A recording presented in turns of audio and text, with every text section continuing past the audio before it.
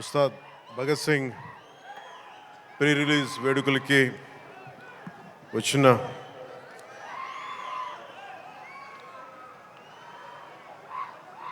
నా గుండెల్లో స్థానం ఉన్న మీ అందరికీ మా దీన్ని టీవీలో చూస్తున్న తెలుగు ప్రజలందరికీ మీ అందరికీ నా హృదయపూర్వక నమస్కారం. మనస్ఫూర్తిగా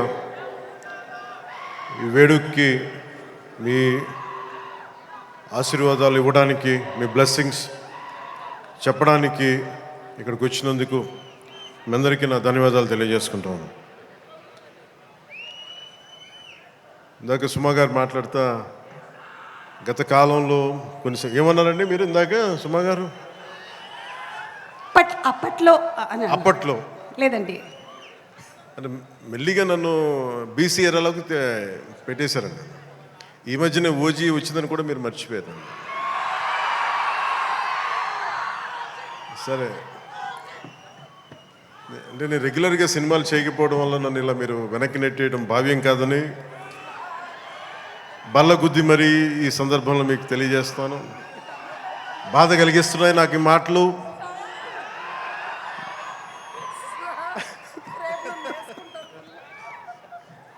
సరదాగా సినిమా నాకు చాలా ఇష్టమైంది. నాకు అన్నం పెట్టిన సినిమా, ఈరోజు ప్రజలకు సేవ చేసే గుర్తింపునిచ్చిన సినిమా. అందుకే నా నిర్మాతలు బాగుండాలని కోరుకుంటాను. సినిమా కోసం ఉత్సాహంతో వచ్చే నా అభిమానులు ఆనందం కలగాలని కోరుకుంటాను. ఎప్పుడు సినిమా ఎలా ఆడాలి, ఎంత బాగా ఆడాలి నాకు తెలియదు. ఎప్పుడు సినిమా రిలీజ్ అయినప్పుడు కలెక్షన్స్ ఎంత ఇప్పుడు అడగలేదు, నాకు తెలియదు ఆ సంగతి. అలాగే నాకు ఏ సినిమా బాగుండాలని కోరుకుంటాను. నేను ఎప్పుడు తెలుగు సినిమా, తమిళ సినిమా ఇలా చూడండి. నేను ఇండియన్ సినిమా అనుకుంటాను. ఎప్పుడు నేను భారతీయ చిత్ర పరిశ్రమ అనుకుంటాను తప్ప ఈ తెలుగు, తమిళ్ లేదంటే హిందీ ఇట్లా అనుకోని ఎప్పుడు. అలాంటి తెలుగు చిత్ర పరిశ్రమ ఈరోజు భారతదేశంలో ప్రపంచవ్యాప్తంగా అది ఆస్కర్ దాకా వెళ్ళి, ఇది మన తెలుగు చిత్ర పరిశ్రమ తాలూకు గ్రేటెస్ట్ అచీవ్మెంట్ అది. అలాంటి తెలుగు చిత్ర పరిశ్రమలో నాకు చిన్నపాటి భాగస్వామ్యం ఉన్నందుకు చాలా ఆనందంగా ఉంటుంది. ఎప్పుడు నా నిర్మాతలు బాగుండాలని కోరుకుంటాను.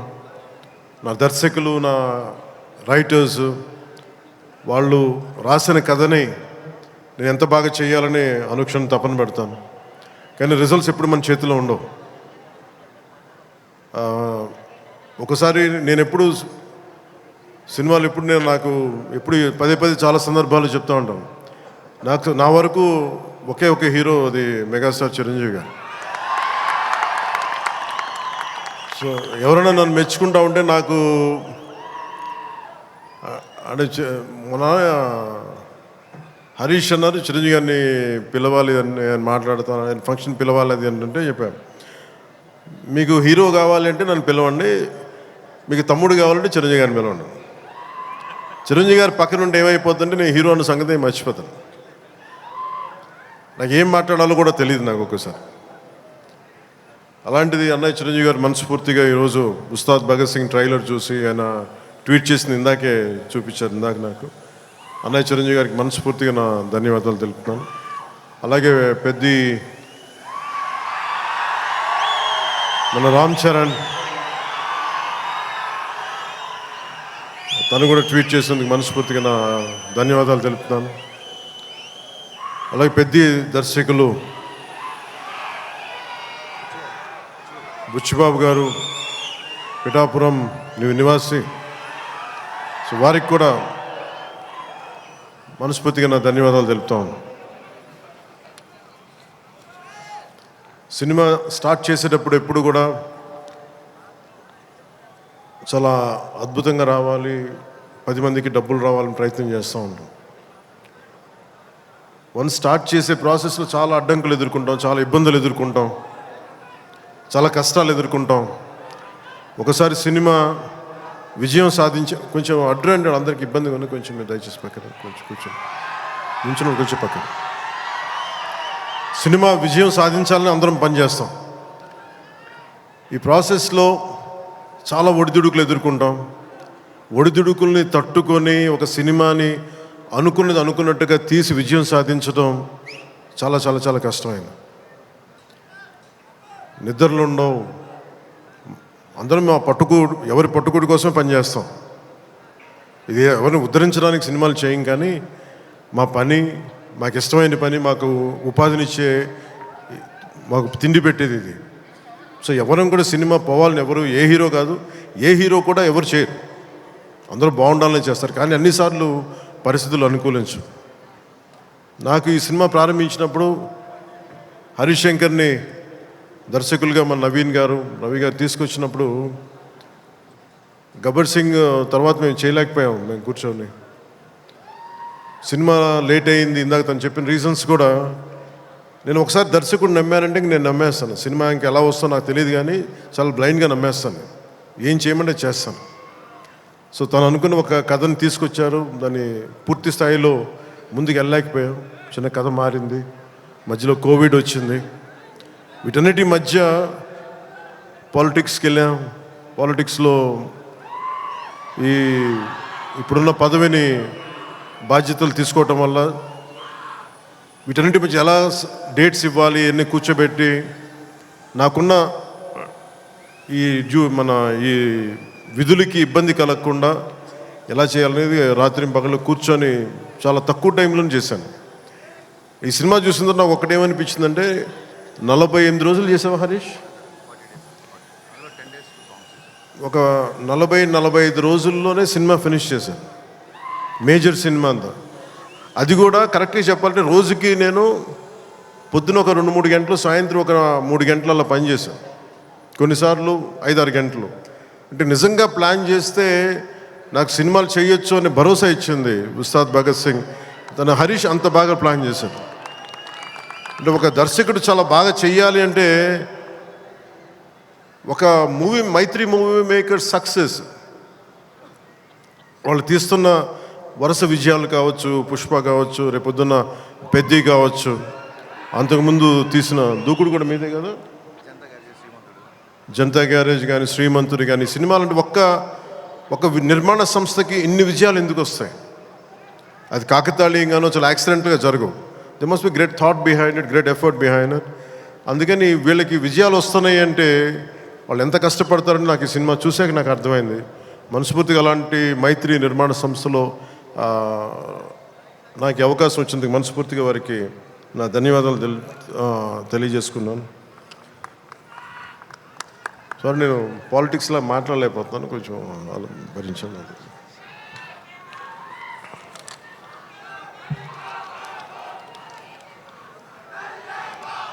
ఈ సినిమా లిరిక్స్ అందించిన చంద్రబోస్ గారికి, భాస్కర్ భట్ల గారికి, కాసర్ల శ్యామ్ గారికి మనస్ఫూర్తిగా నా ధన్యవాదాలు తెలియజేసుకున్నాను.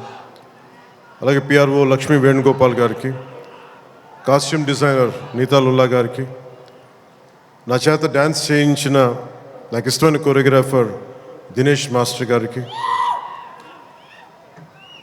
అంటే హరీష్ ఎలా చేస్తారంటే అసలు ఏం లేదు సార్, మీరు వచ్చి చూడండి, మీకు నచ్చితే చేయండి, అలాగా తీసుకెళ్ళి ఫైనల్ నా చేత మొత్తం తను అనుకున్న మూమెంట్స్ అన్నీ చేయించాడు నాకు. సో దానికి బలమైన మూమెంటం ఇచ్చింది దినేష్ మాస్టర్. అలాగే స్టంట్స్ రామ్ లక్ష్మణ్ గారు, రవి వర్మ గారికి, మైబమ్ నబకాంత్ గారికి, పృథ్వీ జీవన్ గారికి నా మనస్ఫూర్తిగా నా అభినందనలు తెలియజేసుకున్నాను. ఈ సినిమాకి అడిషనల్ స్క్రీన్ ప్లే రాసిన రమేష్ రెడ్డి గారికి, ఈ సినిమా ఆగిన సినిమా ఇంత ఫాస్ట్గా మళ్ళీ రావడానికి చాలా ముఖ్య పాత్ర వహించిన దర్శకులు, screen play writer K Dashrath గారికి, ఎడిటింగ్ చేసిన కార్తిక్ శ్రీనివాస్ గారికి, అలాగే ప్రొడక్షన్ డిజైనర్ ఆనంద్ సాయ్, నా స్నేహితుడు. తను చిన్నప్పుడు మేమిద్దరం చెన్నైలో పెరిగిన వాళ్ళం. ఈరోజు మీకు అర్థమవుతుంది సినిమా చూసిన తర్వాత, ఒక ప్రొడక్షన్ డిజైన్, తన సెట్ డిజైనింగ్ ఏ స్థాయిలో ఉందనేది ఒక అత్యంత అద్భుతంగా తీర్చిదిద్దారు ఆనంద్ సాయి గారు. వారికి మనస్ఫూర్తిగా నా అభినందనలు. ఈ 2 పాటల్ని ప్రత్యేకి మన కెమెరామెన్ ఆయనంక బోస్ గారికి చాలా బ్యూటిఫుల్ ఫోటోగ్రఫీ చేశారు. అలాగే 2 పాటల్ని, ఇప్పుడు కనిపించే 2 పాటల్ని రవి వర్మన్ గారు చేశారు. వారికి కూడా వారి అద్భుతమైన ఫోటోగ్రఫీ, వారికి కూడా నా అభినందనలు తెలియజేస్తాను. దేవిశ్రీ లేకుండా, దేవిప్రసాద్ లేకుండా సినిమాకి ఈ స్థాయి ఊపొచ్చుండేది కాదు. ఆయన సంగీతం దేశం మొత్తం ఊళ్ళు అందరినీ ఊపుతూ ఉంటుంది.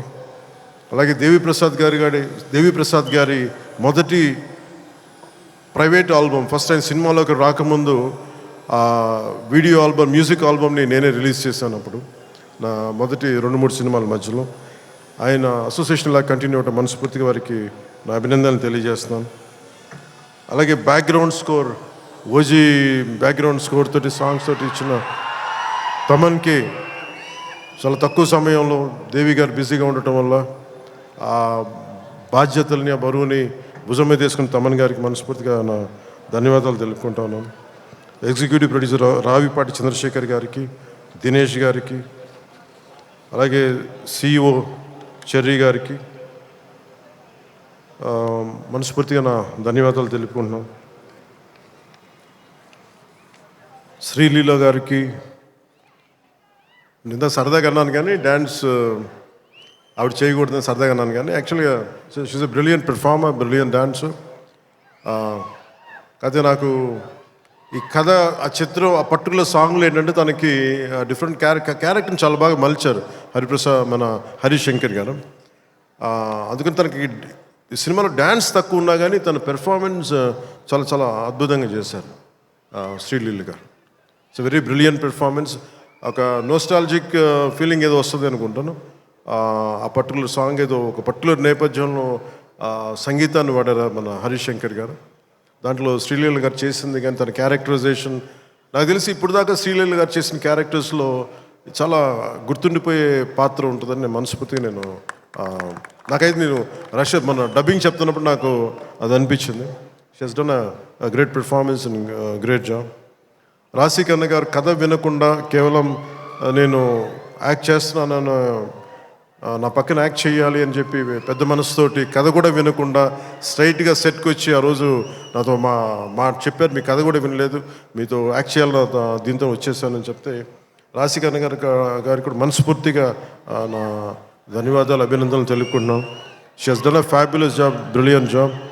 అలాగే ఈ సినిమాకి 2 ముఖ్య పాత్రధారులు, ఒకళ్ళు కేఎస్ రవికుమార్ గారు తమిళనాడు తమిళ ఫిల్మ్ ఇండస్ట్రీ నుంచి, అలాగే పార్థిబన్ గారు. అలా కేఎస్ రవికుమార్ గారికి మన రజనీకాంత్ గారితో, కమల్ హాసన్ గారితో చాలా సినిమాలు చేసిన వ్యక్తి, దర్శకులు వాళ్ళిద్దరు. కేఎస్ రవికుమార్ గారు, వారికి కూడా నా ధన్యవాదాలు తెలియజేస్తా ఉన్నా. ఎస్పెషల్లీ పార్థిబన్ గారికి నాకు చాలా ఇష్టమైన వ్యక్తి. నేను చెన్నైలో ఉన్నప్పుడు ఆయన పుదీపాద అని చెప్పి మొదటి సినిమా ఆయన డైరెక్ట్ చేసి ఆయనే హీరోగా యాక్ట్ చేశారు, సీత గారి హీరోయిన్. నేను వెళ్ళి మెడ్రాస్, ఐ థింక్ ఇక్కడ ఉదయం థియేటర్ అనుకుంటా, నేను నా ఫ్రెండ్ ఆనంద్ సాయి మేము ఇద్దరం వెళ్ళి ఆ సినిమా చూసాం. ఫస్ట్ సినిమా సంవత్సరం ఆడింది, అది ఒక సంవత్సరం అంత బ్రిలియంట్ ఫిల్మ్ చేశారు. తర్వాత తెలుగులో కూడా చేసినట్టు ఆ cinema. Such a brilliant director, brilliant screen play writer, అసలు ఆయన మోటివేషనల్ స్పీకర్ కూడా ఆయన. అలాంటి పార్థిబన్ గారి సినిమాలో చాలా అంటాగనిస్ట్గా నటించడం మనస్ఫూర్తిగా వారికి బ్రిలియంట్ పెర్ఫార్మెన్స్ బై పార్థిబన్ గారు, వారికి నా ధన్యవాదాలు తెలియజేసుకుంటున్నాను. కొన్ని గౌతమి గారికి, తల్లి పాత్ర చేసిన సత్యం రాజేష్ గారికి, ప్రవీణ్ గారికి, ప్రభాస్ శ్రీను గారికి, కేజీఎఫ్ అవినాష్ గారికి, కిల్లి క్రాంతి గారికి, రావు రమేష్ గారికి, రమేష్ రెడ్డి గారికి, మాగంటి శ్రీనాథ్ గారికి, మీర్ సర్వ టెంపర్ వంశీ గారికి, అలాగే నా చిన్నప్పుడు పాత్ర చేసిన పుష్కర్ గారికి మనస్ఫూర్తిగా నా అభినందనలు, నా ధన్యవాదాలు తెలియజేసుకున్నాను. నవీన్ గారికి గబ్బర్ సింగ్ చూసినప్పుడు యుఎస్లో ఆయన మొదటి డిస్ట్రిబ్యూటర్గా ఉండేవారు. చాలా సందర్భాల్లో కలిసినప్పుడు నాతో మీతో ఒకసారి సినిమా చేయాలి, అలాంటి గబ్బర్ సింగ్ లాంటి విజయం ఉండే సినిమా మీకు చేయాలని కోరికని ఒక 7-8 ఇయర్స్గా, ఆల్మోస్ట్ 10 ఇయర్స్గా అడుగుతూ ఉన్నారు. అది ఈరోజు ఉస్తాద్ భగత్ సింగ్ ద్వారా తీరుతుందని మనస్ఫూర్తిగా నేను ఆకాంక్షిస్తున్నాను, ఆశిస్తున్నాను. అలాగే రవి గారికి కూడా నా బెస్ట్ విషెస్ తెలియజేస్తాను. ఈ సినిమా ఈరోజు అయ్యి ఇంత బాగా వచ్చిన సినిమా అంటే ఒకటే కారణం. దీనికి మీలో ఒకటి దర్శకుడైతే ఎలా ఉంటుందో అది హరీష్ శంకర్. అంటే హరీష్ గురించి చెప్పాలి అంటే తెలుగు చిత్ర పరిశ్రమకి ప్రాంతీయత, కులాలు ఇవేమి ఉండవు. ఈరోజు మన తెలంగాణ నేల నుంచి వచ్చినవాడు, కరీంనగర్ నుంచి వచ్చినాడు. అది సినిమాని మనకి దీనికి ఎల్లలు ఉండవు, హద్దులు ఉండవు. దీనికి ఆ సినిమానా ఈ సినిమానా అని కాదు, ఇది మన సినిమా. ఇది మన దేశపు సినిమా, మన నేల సినిమా, మన నేల నుంచి పుట్టిన దర్శకుడు. ఇలాంటి అద్భుతమైన దర్శకుడు నన్ను ఇలా చూడాలని చెప్పేసి ఊహించుకొని ఇలా కావాలని చెప్పి తపన పడి, నాకు హార్స్ రైడింగ్ నాకు రాదు. నాకు గబ్బర్ సింగ్ షూటింగ్ టైంలో నాకు తీసుకెళ్ళి మన గుజరాత్లో తీసుకెళ్ళి గుర్రం తీసుకొచ్చారు. దేనికన్నా నేను మామూలుగా నడిచి వస్తే ఈ విలన్స్ని కొట్టొచ్చామనుకుంటే, లేదు గుర్రం మీద రావాలని అంటారు. నాకు అప్పుడు దాకా హార్స్ రైడింగ్ తెలియదు. నాకు గుర్రం పట్టుకొని నడవడం అలవాటు, కానీ హార్స్ రైడింగ్ తెలియదు. కానీ మనోడు అడిగాడు కదా, చేసేద్దామని చెప్పి గుర్రం మీద ఎక్కి దాని చెవిలో ఒకటే చెప్పాను, నన్ను జాగ్రత్తగా తీసుకెళ్ళి వదలు అని గుర్రంతో ఒక్కొక్క మాట చెప్పాను. అది మిరాక్యులస్గా నన్ను తీసుకెళ్ళింది. అంటే నన్ను ఎందుకు చెప్తున్నాను, ఇది మనిషి నన్ను ఎంత కోరుకున్నాడో నా నుంచి చాలా ఆశిస్తాడు. నేను ఏదైనా నేర్చుకోవడానికి సంసిద్ధతో ఉంటాను తప్ప అన్నీ ఒకటికి అన్ని అద్భుతాలు, అన్ని క్వాలిటీస్ ఎలా ఉంటాయి, అన్ని టాలెంట్స్ ఒక మనిషిలో ఉండవు కదా. కానీ ఒకసారి సినిమాకి ఏంటంటే స్పాంటేనియస్గా అన్నీ నేర్చుకోవాల్సి వస్తుంది ఒక్కోసారి. సో అలాంటి స్పాంటేనిటీ ఒక యాక్టర్కి రావాలి అంటే ఆ డైరెక్టర్ కానీ, ఆ రైటర్ కానీ ఎంత ప్యాషనేట్ వ్యక్తులు అయితే తప్ప మనం చేయలేం, పుష్ చేస్తారు అట్లా. సో అలాంటి అద్భుతమైన దర్శకుడు ఈరోజు హరీష్ శంకర్. ఈ సినిమాకి పడ్డ తపన కానీ, రహీం బాబులు డైరెక్షన్ టీం పడ్డ తపన కానీ, ఎడిటింగ్ టీం పడుతున్న శ్రమ కానీ, మ్యూజిక్ టీం పడుతున్న శ్రమ కానీ, వీటన్నిటినీ ఒక క్యాప్టెన్గా, ఒక షిప్ క్యాప్టెన్గా తను ముందుకు తీసుకెళ్లే విధానం హరీష్ శంకర్కి మనస్ఫూర్తిగా నేను నా అభినందనలకు మించి వీటన్ని నా గుండెల్లోంచి నా ప్రేమపూర్వకంగా తెలియజేస్తాను. Hats off to Harish, you have done a brilliant job and wonderful job. Harish శంకర్కి మనం చెప్తా ఉన్నాను, చాలా కమిటెడ్ వ్యక్తి. నేను ఒకటేం చెప్తుంటే, అనవసరమైన కాంట్రవర్సీస్కి వెళ్ళగా బాబు నువ్వు వదిలేసి అని చెప్తా ఉంటాను. ఏంటంటే ఇందాక అన్నాను కదా, మన సుమా గారు అడిగితే ఆ ఇచ్చి పడేసే గుర్తురం నాది కదా, హరీష్ది. నేను తీసుకుంటాను, దెబ్బలు తీసుకుంటాను, మా వాడు తీసుకోడు, ఇచ్చేస్తాడు తిరిగి. అంటే ఇలాంటి వాడు నా ఉద్దేశంలో ఈ రోజున ఒక రోజున మన తెలంగాణ నేలకి పనిచేస్తాడు, మన భారతదేశానికి కూడా పనిచేస్తాడు. అంత సత్తా ఉన్నాడు, చాలా పాండిత్యం ఉన్నవాడు, గొప్ప dialogue writer, story writer, and amazing director. So అలాంటి డైరెక్టర్ నన్ను ఊహించుకొని నేను చాలా చేయలేను, నాకు నేనుగా నేను ఊహించుకోలేను నేను నా గురించి. కానీ ఇలా బాగుంటుంది, మీ మనసులో ఆకాంక్షలు ఎలా ఉంటాయి, ఏం చేస్తాడు అని చెప్పి రాసుకొని నా చేత చేయించి ఇవన్నీ మీకు ఈరోజు నాకు సినిమా గురించి మీరు చూడండి అద్భుతంగా ఉంటుందని చెప్పడం నాకు ఎప్పుడు ఎబ్బెట్టిగా ఉంటుంది, ఇబ్బందిగా ఉంటుంది. నా సినిమా నేను నమ్ముకోలేను, చూడండి అని చెప్పలేను. కానీ నాకు సినిమా డబ్బింగ్ అప్పుడు చూస్తాను, లేదంటే నేను టెక్నికల్ ఆస్పెక్ట్స్ చూసేటప్పుడు ఉండేది. కానీ ఈ సినిమాను చూస్తున్నప్పుడు ఖచ్చితంగా గబ్బర్ సింగ్ తర్వాత అలాంటి విజయం సాధించాలనేది మీ అందరి ఆశయాలతో ఖచ్చితంగా అది గబ్బర్ సింగ్ అంత విజయం సాధిస్తానని చెప్పి నేను మనస్ఫూర్తిగా నేను కోరుకుంటున్నాను, అభిలాషిస్తున్నాను.